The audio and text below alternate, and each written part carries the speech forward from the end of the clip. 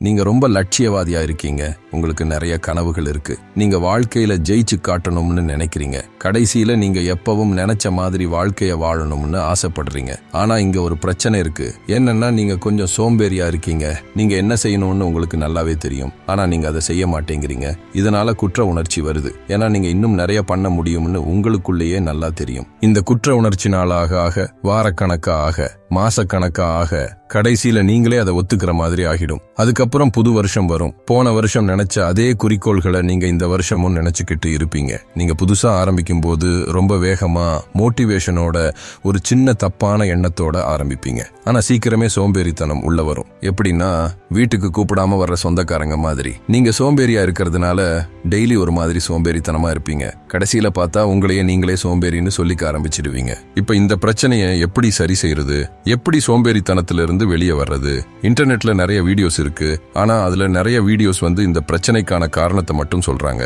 எப்படின்னா சோஷியல் மீடியாவை டெலீட் பண்ணுங்க, இல்லனா வேற டிஸ்ட்ராக்ஷன்ஸ் இல்லாம பாத்துக்கோங்கன்னு. இதெல்லாம் கொஞ்ச நாளைக்கு வேணா ஹெல்ப் பண்ணலாம். ஆனா உண்மையா பார்த்தா இதுக்கு பின்னாடி இருக்கிற ஒரு முக்கியமான காரணத்தை சொல்லாம விட்டுடுறாங்க. அதுதான் இனர்ஷியா. பிசிக்ஸ்ல இனர்ஷியான்னா ஒரு பொருள் நகராம ஒரே இடத்துல இருந்தா அது அங்கேயே தான் இருக்கும். இல்ல நகர்ந்தா அது நகர்ந்துகிட்டே இருக்கும். யாராவது போய் அதை தள்ளுற வரைக்கும் நகராம இருந்துகிட்டே இருக்கும். இதுதான் நியூட்டனோட முதல் இயக்க விதி. இது மற்ற பொருள்களுக்கு எப்படி பொருந்துமோ அதே மாதிரி நாம செய்யற வேலைகளுக்கும் பொருந்தும். எந்த ஒரு வேலையை ஆரம்பிக்கணும்னாலும் அது சின்ன வேலையா இருந்தாலும் சரி, அதுக்கு ஒரு சின்ன தள்ளுதல் வேணும். அது மட்டும் இல்லாம கொஞ்சம் எனர்ஜியும் வேணும். அப்பதான் சோம்பேறித்தனத்தை உடைச்சிட்டு நாம வேலையை ஆரம்பிக்க முடியும். இங்கதான் பிரச்சனை இருக்கு. நாம ஒரு வேலையை ஆரம்பிக்கிறதுக்கு முன்னாடியே அது ரொம்ப கஷ்டம்னு நினைச்சுக்கிட்டு பயந்துகிட்டே இருக்கும். அதுக்கு பதிலா வேலையை செய்யாம வேற ஏதாச்சும் பண்ணிட்டே இருப்போம். சோ இந்த சோம்பேறித்தனத்தை உடைக்கணும்னா இனர்ஷியாவை உடைக்கணும். இதுக்கு 2 வழி இருக்கு.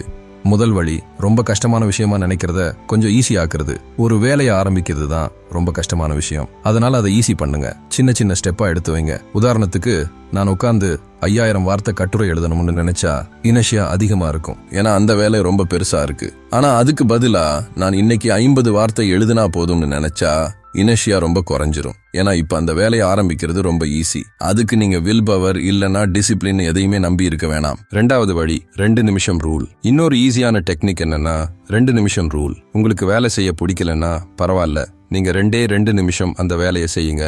அப்புறம் நீங்க வேணான்னா அதை நிப்பாட்டிக்கலாம். உதாரணத்துக்கு உங்க ரூம் சுத்தம் பண்ண உங்களுக்கு பிடிக்கலன்னா ஒரு பாட்டு போட்டு உங்க ரூமை சுத்தம் பண்ணுங்க. பாட்டு முடியும் போது நீங்க வேலையை நிப்பாட்டிக்கலாம். இதுல என்ன சூப்பர் விஷயம்னா நீங்க 2 நிமிஷத்துக்கு மேலையும் வேலை செய்வீங்க. இல்லன்னா 50 வார்த்தைக்கு மேல எழுதுவீங்க.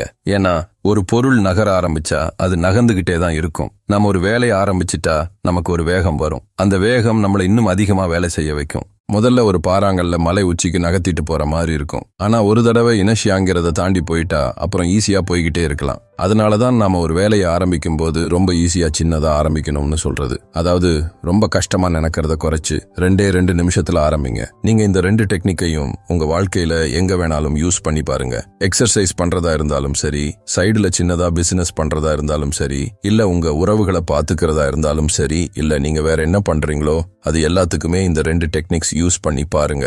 மார்ட்டின் லூதர் கிங் ஒரு முறை சொன்னாரு, நீங்க எல்லா படிக்கட்டையும் பார்க்க வேணாம், முதல் படியை மட்டும் எடுத்து வைங்க.